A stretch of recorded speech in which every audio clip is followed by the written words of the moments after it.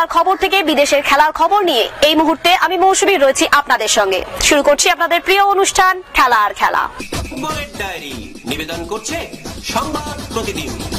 মোহনবাগান থেকে ডায়মন্ড হারবার এফসিতে যোগ দিলেন গোলকিপার ধীরাজ সিং। তার নাম ঘোষণা করা হয়েছে। Diamond Harbour Spanish media Antonio মোয়ানের অন্তর্ভুক্তির কথা ঘোষণা করা হয়েছে। এদিন গোলকিপার ধীরাজের নাম ঘোষণা করা হলো।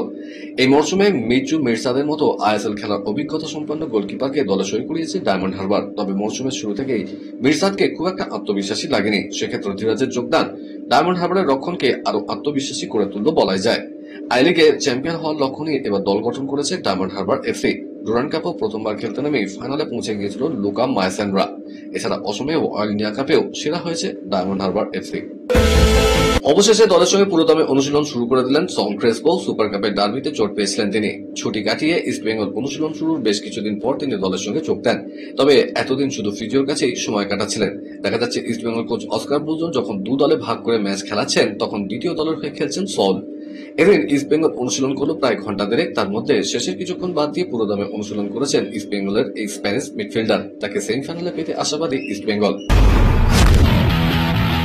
ক্রিকেটের ডায়েরি। গুয়াহাটিতে দক্ষিণ আফ্রিকার কাছে দ্বিতীয় টেস্টে 408 রানে হেরে গেল ভারত। সিরিজে হারতে হয়েছে তো বটেই, একাধিক লজ্জার নজিরও করেছে ভারতীয় দল। তার মধ্যে অন্যতম রানের নিরিখে সর্বোচ্চ ব্যবধানে হারতে হলো ভারতকে। এদিন দ্বিতীয় ইনিংসে 63.5 ওভারে 140 রানে অল আউট হয়ে যায় ভারত। গুয়াহাটি টেস্টে ভারতের সামনে লক্ষ্য ছিল 549 রানে। ভারত হেরেছে 408 রানে। টেস্ট ক্রিকেটে রানের নিরিখে এটাই ভারতের সর্বোচ্চ ব্যবধানে হার। আগের রেকর্ড ছিল 2004 সালে। সেবার নাগপুরে অস্ট্রেলিয়ার কাছে 342 রানে হারতে হয়েছিল তাদের। জেসন গিলেস্পি এবং গ্লেন ম্যাকগ্রা বোলিং এর সামনে দুই ইনিংসে গুটিয়ে গিয়েছিল ভারত। বিশ্ব টেস্ট চ্যাম্পিয়নশিপের পয়েন্ট টেবিলে অধঃপতন অব্যাহত ভারতের। গুয়াহাটি টেস্টে 408 রানে দক্ষিণ আফ্রিকার কাছে হোয়াইট ওয়াশ হয়ে টিম ইন্ডিয়া এখন পাকিস্তানেরও নিচে। অন্যদিকে পয়েন্ট টেবিলে দ্বিতীয় স্থানে রয়ে গিয়েছে দক্ষিণ আফ্রিকা। তাদের পয়েন্টের শতাংশ হার অবশ্য বেড়েছে। ইরানে হেরে 4 নম্বরে নেমে গিয়েছিল গম্ভীর বাহিনী। আর এবার গুয়াহাটিতে রেকর্ড ব্যবধানে হারের সৌজন্যে বিশ্ব টেস্ট চ্যাম্পিয়নশিপ পয়েন্ট টেবিলে পঞ্চম স্থানে নেমে গেল তারা। গম্ভীরের দলের পয়েন্টের শতাংশ হার 54.17 থেকে নেমে 49.52 শতাংশে নেমে গিয়েছে। অজি দলের শতাংশের হার 100। ইডেনে ভারতকে হারিয়ে দ্বিতীয় স্থানে উঠে এলো দক্ষিণ আফ্রিকা। টেম্বা বাবুমার দলের পয়েন্টের শতাংশের হার পৌঁছে গেল 75-এ।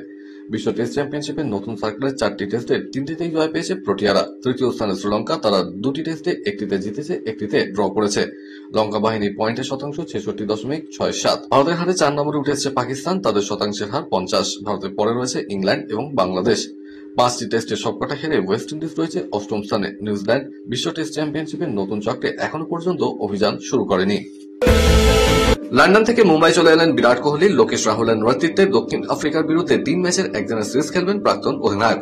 আগামী 30 নভেম্বর থেকে শুরু হবে ভারত দক্ষিণ আফ্রিকা একদিনের সিরিজ। টি-20 এবং টেস্ট ক্রিকেট থেকে অবসর নেওয়ার পর কোহলি এখন শুধু দেশের হয়ে একদিনের ক্রিকেট খেলেন। খেলা না থাকলে বছরের অধিকাংশ সময় তিনি স্ত্রী অনুষ্কা শর্মা এবং 2 সন্তানকে নিয়ে থাকেন লন্ডনে। অস্ট্রেলিয়ার বিরুদ্ধে একদিনের সিরিজ খেলতে লন্ডন থেকে সরাসরি পার্থে পৌঁছেছিলেন কোহলি। এবার তিনি দলের সঙ্গে যোগ দেবেন রাঁচিতে। অস্ট্রেলিয়ার বিরুদ্ধে কোহলি অবশ্য ক্রিকেট প্রেমীদের প্রত্যাশা পূরণ করতে পারেননি। পার্থ এবং অ্যাডলেডের ম্যাচে আউট হয়েছিলেন 0 রানে। সিডনিতে অবশ্য 74 রানে অপরাজিত ইনিংস খেলেছিলেন। দলের জয়ে গুরুত্বপূর্ণ ভূমিকাও নেন। তবু দেশের মাঠে দক্ষিণ আফ্রিকার বিরুদ্ধে সিরিজ কোহলির জন্য বিশেষ গুরুত্বপূর্ণ বলেই মনে করা হচ্ছে। টি-20 বিশ্বকাপে প্রথম সেমিফাইনাল সহ 7টা ম্যাচ পেল কলকাতার ইডেন গার্ডেন্স। গ্রুপ সিতে রয়েছে টি-20 বিশ্বকাপে 2 প্রাক্তন চ্যাম্পিয়ন ওয়েস্ট ইন্ডিজ ও ইংল্যান্ড। এই গ্রুপের 5টা ম্যাচ হবে ইডেনে। ভারত ও পাকিস্তান একই গ্রুপে। বাকি যে দলগুলো রয়েছে তাতে ভারত ও পাকিস্তান সুপার 8-এ যাবে বলে মনে করা হচ্ছে। সেক্ষেত্রে ভারতের একটি সুপার 8-এর ম্যাচ হবে ইডেনে 1 মার্চ। পাকিস্তান সেমিফাইনালে না উঠলে প্রথম সেমিফাইনাল ম্যাচটি হবে ইডেনে। পাকিস্তান শেষ 4-এ গেলে এই সেমিফাইনালটি হবে কলম্বোয়। আবারও লাভের মুখ দেখল ভারতীয় ক্রিকেট বোর্ড। নতুন স্পন্সর থেকে প্রায় 45 কোটি টাকা আসতে চলেছে তাদের কোষাগারে, যার ফলে শুধুমাত্র স্পন্সরশিপ থেকেই প্রায় 180 কোটি টাকা আয় হতে চলেছে বোর্ডের। তাদের অফিসিয়াল কালার পার্টনার তথা নতুন স্পন্সর হিসেবে যুক্ত হতে চলেছেন এশিয়ান পেইন্টস। বর্তমানে অ্যাপোলো টায়ার্স ভারতীয় ক্রিকেট দলের প্রধান স্পন্সর।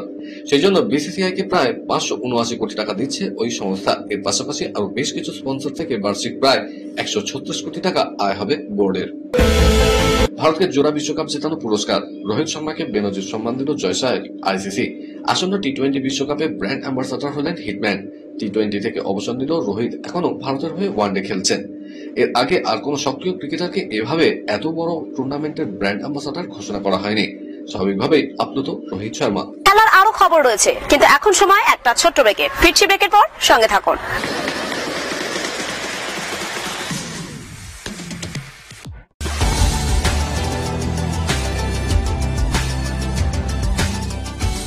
কেয়ারকে নিউজ মিডিয়া প্রযোজিত সাপ্তাহিক বিনোদন অনুষ্ঠান বিনোদন.com দেখুন প্রতি শনিবার ঠিক রাত 10:25 আপনাদের প্রিয় চ্যানেল ভিশনে।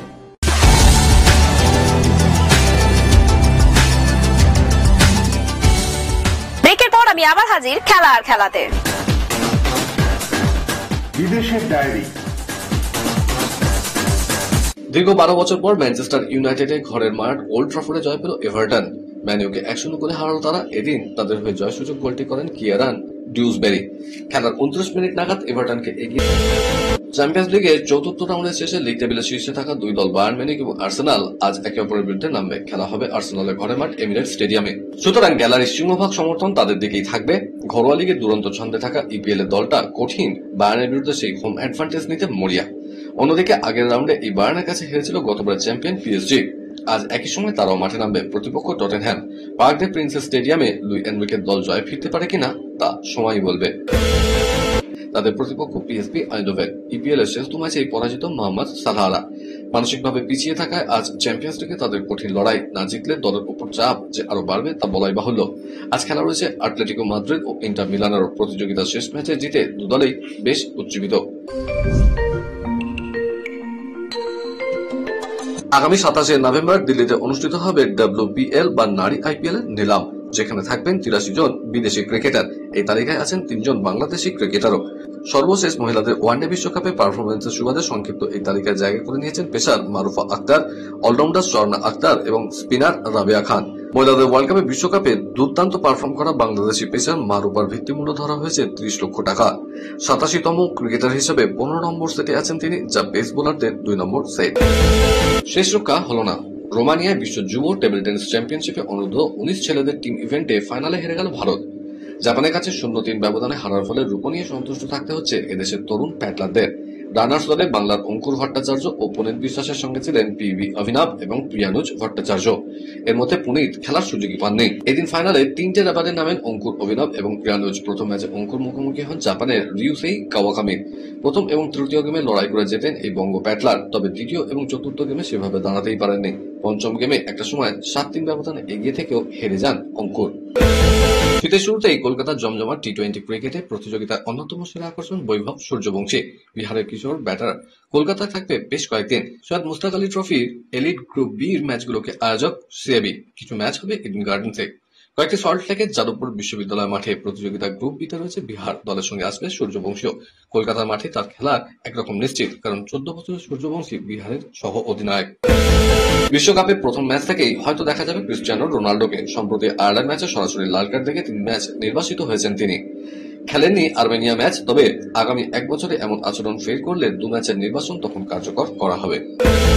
মালয়েশিয়া অনুষ্ঠিত সুলতান আজলান শাহ হকিতে নিজেদের দ্বিতীয় ম্যাচে হেরে গেল ভারত। হাড্ডাহাড্ডি লড়াইয়ে ভারতীয় দল 2-3 গোলের ব্যবধানে হেরে গেল বেলজিয়ামের কাছে। ভারতের গোল অভিষেক ও শিলানন্দ লাক্টার। প্রথম ম্যাচে কোরিয়াকে 1-0 গোলে হারিয়েছিল ভারত। কলকাতার ডায়েরি। আগামী শনিবার দক্ষিণ কলকাতার সাউথ সিটি ইন্টারন্যাশনাল স্কুলে শুরু হতে চলেছে 2 দিনব্যাপী জাতীয় open full contact karate championship. Final রোববার। পরিচালনায় শিবাজি Ganguly academy, mind and body. 15টি জেলার প্রায় 450 জন প্রতিযোগী এবার এতে অংশ নেবেন। বিশেষ অতিথি রূপে উপস্থিত থাকবেন মন্ত্রী শোভনদেব চট্টোপাধ্যায় এবং মেয়র পরিষদ ও বিধায়ক Debashis Kumar. Children, sub junior, junior এবং অ্যাডাল্ট 4টি গ্রুপেই হবে এবারকার এই টুর্নামেন্ট। উদ্বোধনী দিনে বিশেষ অতিথিদের হাত দিয়ে প্রকাশিত হবে শিবাজি গাঙ্গুলির আত্মজীবনীর একটি বইও। আর একে কেন্দ্র করে ময়দানে ক্রীড়া সাংবাদিক তাবুতে হয়ে গেল এক সাংবাদিক সম্মেলন, যেখানে হাজির ছিলেন খোদ শিবাজি গাঙ্গুলি, সামন্তক গাঙ্গুলি, শিবায়ন গাঙ্গুলি সহ সংস্থার প্রায় সমস্ত কর্তারাই। কর্তাদের আশা সকলের সহযোগিতায় জমে উঠবে এবারকার এই টুর্নামেন্ট। মহামারান মাঠে আসন্ন সন্তোষ ট্রফির জন্য বাংলা দলের ট্রায়াল শুরু। প্রথম দিন 3টি জেলা থেকে 5 জন ও প্রথম ডিভিশনের প্রত্যেকটি ক্লাব থেকে 4 জন করে ফুটবলার এই ট্রায়ালে ডাক পেয়েছে। 30 নভেম্বর থেকে প্রিমিয়ার ডিভিশনের ক্লাবগুলো থেকে ফুটবলার ট্রায়াল ডাকা হচ্ছে। গতবারে সন্তোষ ট্রফির চ্যাম্পিয়ন হয়েছিল বাংলা, যার ফলে এবার সরাসরি মূল পর্বে খেলবে কোচ সঞ্জয় সেনের প্রশিক্ষণাধীন দল। আজকের মতো এই পর্যন্তই। আগামীকাল আপনাদের সঙ্গে আবার দেখা হবে ঠিক এই সময় এই চ্যানেলে। বাই।